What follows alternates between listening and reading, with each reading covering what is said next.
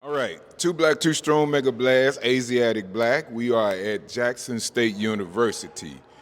And I had the pleasure of meeting a gentleman last night by way of being invited to Jackson State's College of Liberal Arts building by David Archie. And it's an event that I didn't know anything about, but I'm here. I don't know too much about this young man, but it was a pleasure to meet him. So I'm going to let him introduce himself, and then we're going to talk. We're going to converse back and forth, and let y'all know a little bit about what he's got going on here at Jackson State. So tell the people your name. So my name is Jacobi Grant. I'm an attorney by trade, but I work here at Jackson State University as their research compliance officer, and I also am an adjunct professor of criminal justice and political science. All right. So the first thing I want to know, I want to personally ask you a question. What all is involved in political science?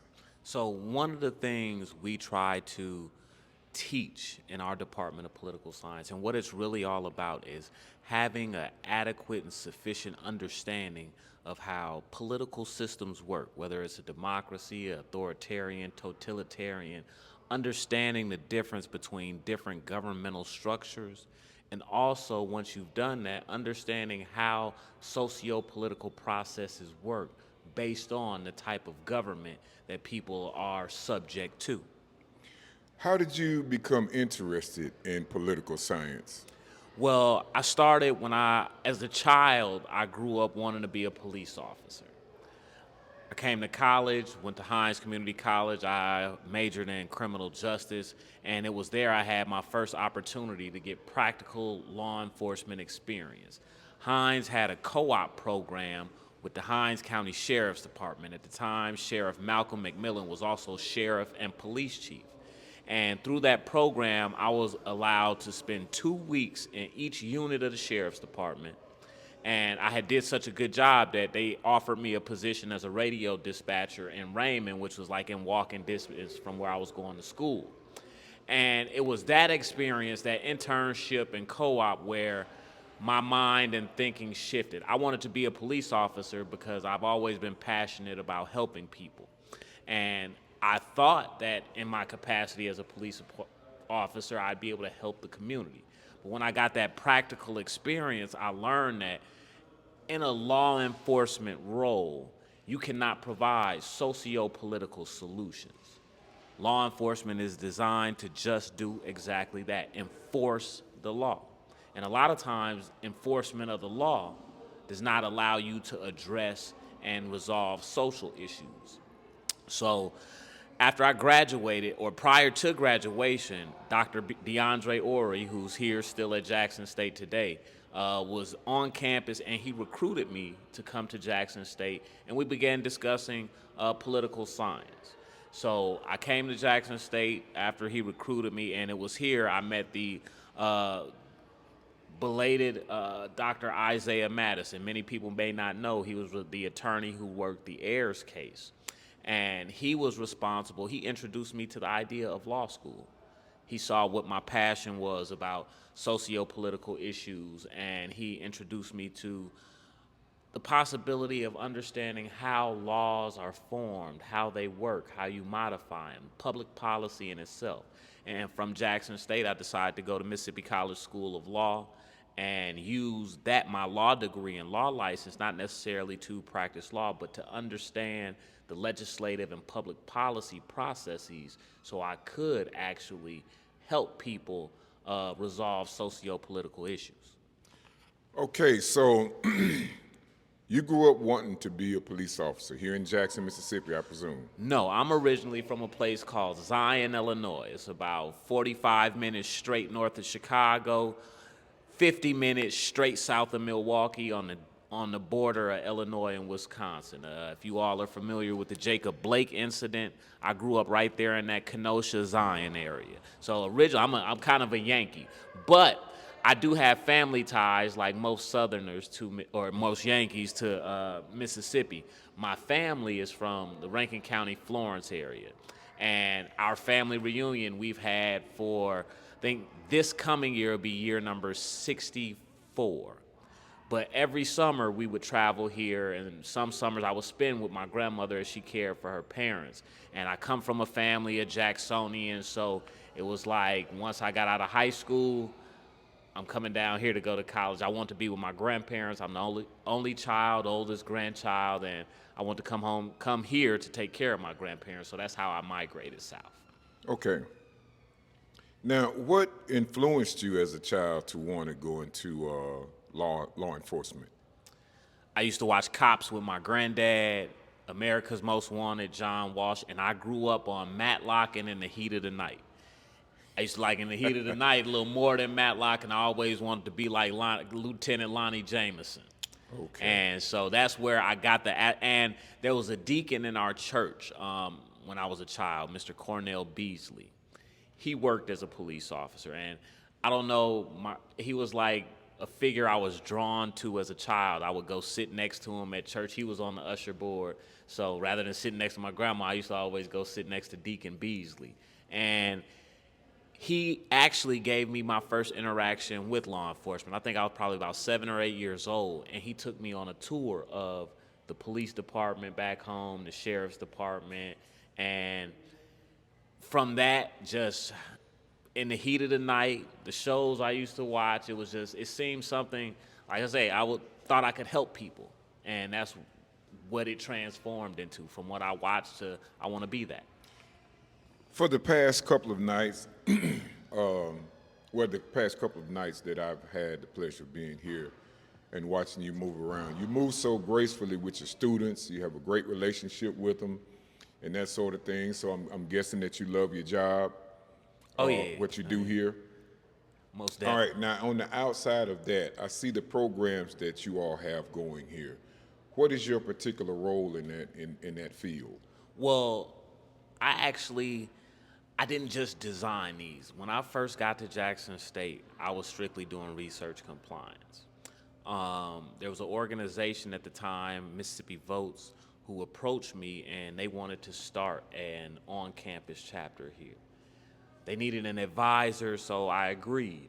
And I've always been engaged in the socio-political process. I'm a big-time historian. I world civilizations, not just American history, but world civilizations. I enjoy studying culture, political culture, ideology.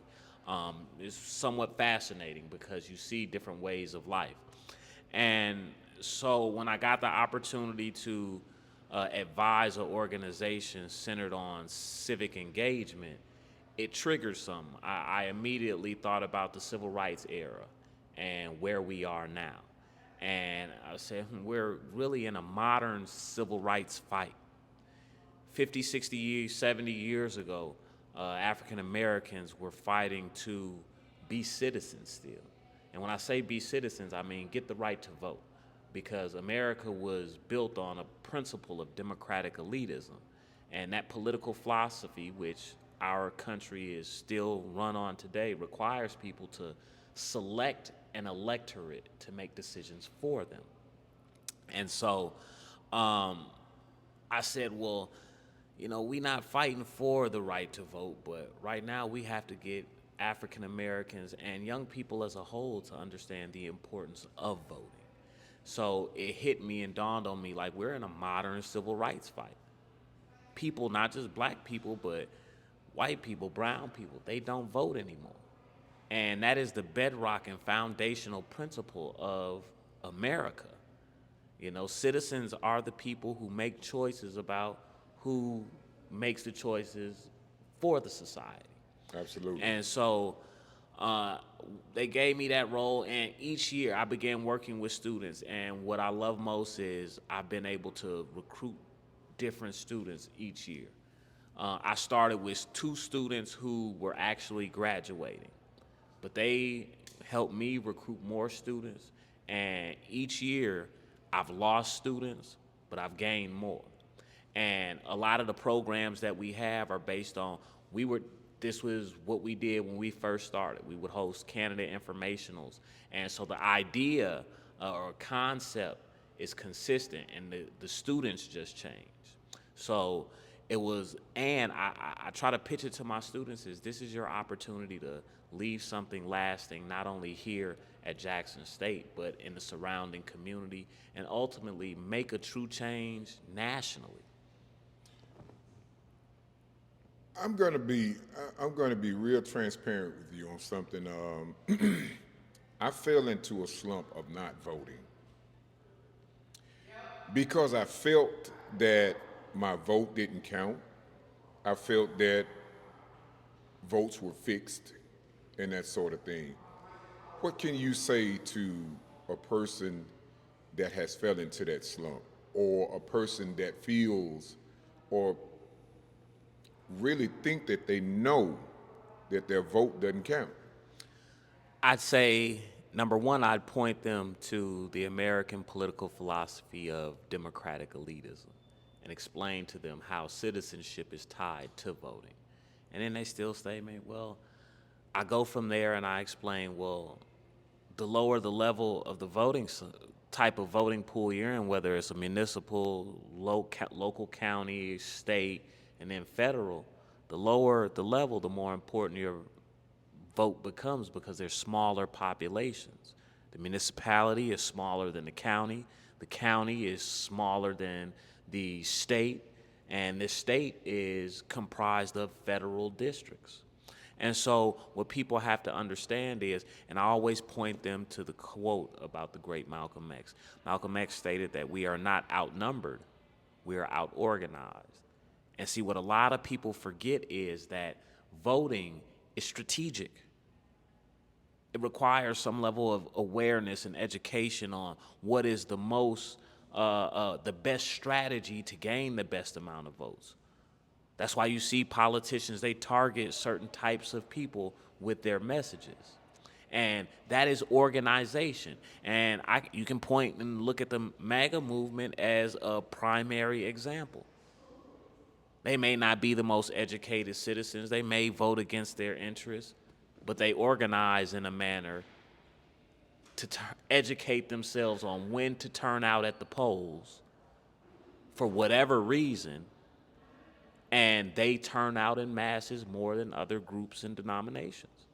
And so therefore, what they want is forced upon society. But it's only because they've strategized in different ways to win elections, to outnumber individuals, to gain power. And that's really what voting comes down to. It sounds simple. Oh, go write a ballot, write somebody's name on a ballot, pick who you want. But it's way more, not necessarily complex, but it's deeper. That's who you want, but can you get 5 other people to go vote for who you want, for the reason you want to, or even a different reason y'all have in common? And what a lot of people, and that's where the education and awareness component comes in. What we tried to do with these forums the past couple days is give the public an opportunity to see who these individuals are personally.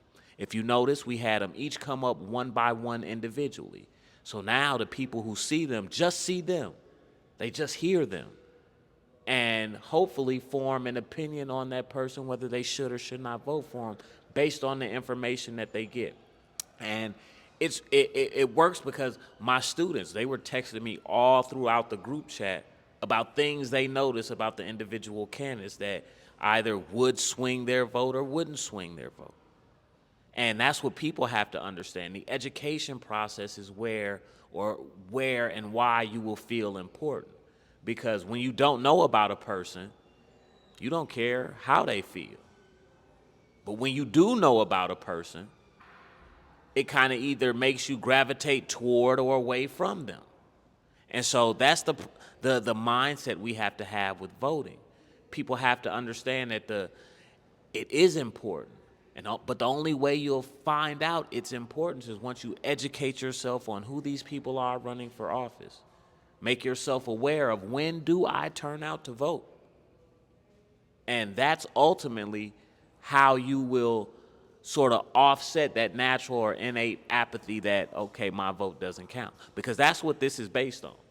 Everything that we do is designed to combat voter apathy and its causes. As I stated inside the venue, one of the main reasons we tried to live stream this information is because people don't watch the conventional news. They don't try to learn about the people from television interviews. They learn about them from what people post on Facebook or social media platforms. So guess what? We're going to provide social media an objective view of every candidate in hopes that they will see it on social media and understand the importance, but then think, hey, I need to make sure that guy doesn't get elected and that one does. And so hopefully, and that's scientifically been proven. We designed this event based on research that we done that says because people don't get their news from conventional sources anymore, they vote less. They get their news from the internet, these narrow-casted platforms. And so what we try to do is provide a broadcasting on the platforms that people do go to. Yeah. I also want to ask you, I heard some of the candidates say things in reference to the ages, older versus younger, and that sort of thing. In your knowing or in your opinion, who do you think has the most interest in voting now at this present time? You said most interesting voting? In voting. Well, I'm going to just be honest with you. From what I saw from the candidates, one of the questions we asked, because that's what we wanted to know, was what do you plan on doing to combat voter apathy in the city of Jackson? And just to be honest, nobody impressed me. Nobody had a plan on this is what we'll do. Sure, one person said, oh, we're going to do voter registration. But everybody does voter registration now, and that doesn't educate the people on who's on the ballot or make them aware of when to go use the registration that people are forcing down their throats. People talk about what we should do. Oh, we need to work with the youth. You're right, we do need to work with the youth. That doesn't tell me how you plan on combating voter apathy, because now it's affecting older populations. More and more millennials feel their vote doesn't count. Some baby boomers are starting to feel that way. So, just in my honest opinion, just from and what I heard, and you can go back and watch it, that's why we recorded it on live, but the question was specifically, what is your plan to combat voter apathy? Not what the youth need, not what we should do, but like we're doing here, our plan to combat voter apathy, we want to educate the community on who people are that are running for office. We want to make them aware of this is when election cycles is. This is when registration deadlines are. This is the difference between a primary and general election. This is why certain people will be on the primary ballot, won't be on the primary ballot, but will be on the general ballot. And then they understand these processes better and are more willing to participate in them. If you think about it simple, if you put someone who has never played football before on a football field, they're probably not going to know where to line up, what to do, who's supposed to do what, right? Right. So, but when you explain to them what the playbook is, what positions do, why the play is designed this way, they're more apt to be effective and understand what they're supposed to do. And so that's our plan. We want to focus on not just registering individuals, because you can register as many people as you want to, but that doesn't mean anything if they don't know when to go to the polls. Absolutely. It doesn't mean anything if they don't know who is on the ballot or what these people stand for. I mean, right now we see it all the time. People vote against their own interests simply because of affiliation, and they are uneducated on what certain people do and do not stand for, how they will and won't act. And so part of combating voter apathy and attacking the issues requires you to research why people don't do it. And then once you've done that, you can develop a tangible reasonably tangible solution.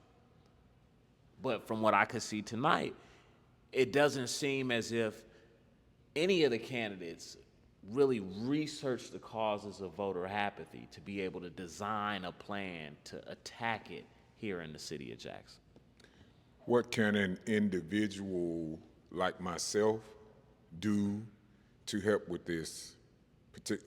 As a matter of fact, before we jump into that, explain to the people exactly what is voter apathy. Okay. Voter apathy is just what you said. It's the thought or belief that participation in the process is useless. The idea that my vote doesn't count, it doesn't matter, the system is rigged.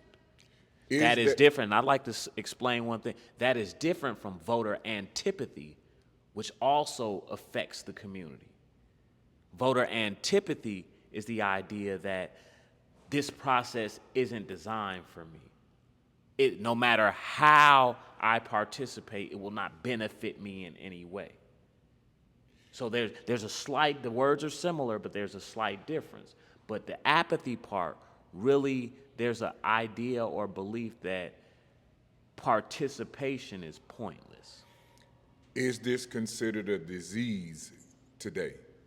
I wouldn't consider it a disease because it's not physical. And the cognitive part of it can be erased with education and awareness. So I would not call this a disease. What I would call this is a modern socio-political issue where people are uneducated on the American government process. They don't understand federalism, the difference between the levels of government, and how each level affects them more or less. So it's more of an ignorance issue than a disease or physical or mental issue. How could we get this into the households? I do not have that answer exactly, but what we're trying to do is social media. Everybody has a phone. Everybody in their house on their phones or tablet at all times. So we're trying to bring it to the households through social media. But also the most effective word and way possible anyway is word of mouth. Educating future generations. Letting young people know. I gave the story about how the time I went to the booth and I voted, and there was an Anglo-Saxon gentleman there with his 2 7-year-old granddaughters, and he told them, this is how you maintain power. We have to show people how this works. We have to organize in numbers to where they are effective. And I'll give you another example. I told you guys I live in Rankin County. Rankin County is super red. I tried to explain to minority individuals who typically vote Democrat just based off the difference between Democrat and Republican. I tried to explain to them, look, there are no Democrats on the ballot. Right now, if y'all go vote in the Republican primary, y'all can actually swing the election because they don't anticipate you voting in there. Strategy. The district I live in, I know 9 African Americans who did not go vote like I tried in the Republican primary like I tried to tell them. They say your vote doesn't matter.